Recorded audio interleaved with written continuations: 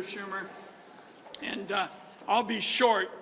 First of all, Trump's tariffs have taken the U.S. economy from being the envy of the world to being a laughingstock in less time than it took to finish March Madness.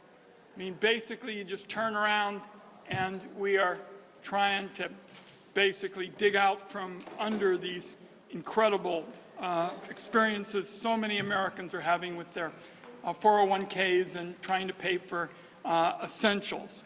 And today in the Finance Committee, we learned that the massive global tariffs are going to go into effect tomorrow. And they said, well, maybe it would be scheduled.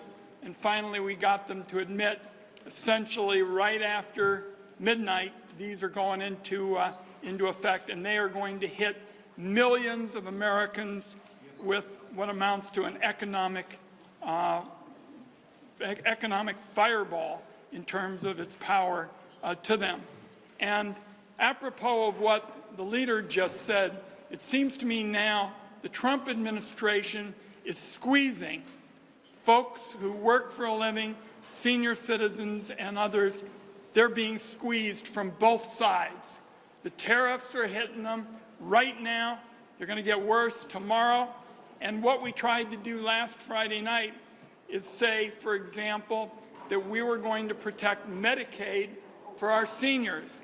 We lost by just one vote last Friday night, but we are going to be back, because for all those Americans who I've described as being squeezed by the Trump administration, we owe them more fairness. We owe them a fair shot. We owe them an opportunity to get ahead.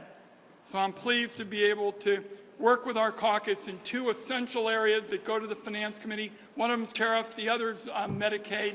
But we've got to stay at it and mobilize Americans in every corner of the country to make sure that people on both health and their budgets, which is what the tariffs are all about, they get a more fair shot in the days ahead. We're going to stay at it until they do. And as the leader said, we now have a bipartisan resolution that's going to build on the Kane resolution, but try to accomplish the same thing, only for 180 nations, not just one.